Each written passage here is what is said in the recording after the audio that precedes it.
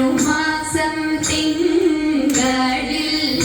തിരുവാതിര വന്നല്ലോ ഭഗവാൻ തന്റെ തിരുനാടാണ് ഭഗവതിക്കിന്ന തിരുനോൽവ് ശ്രീ ഭഗവതിക്കിന്ന തിരുനോൽവ്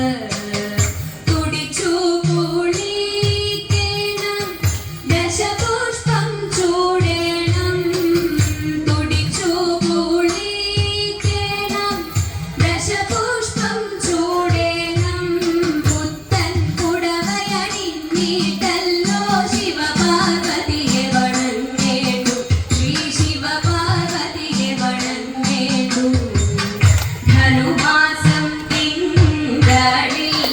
തിരുവാതിര വന്നല്ലോ ഭഗവാൻ തന്റെ തിരുനാടാണ് ഭഗവതിക്ക്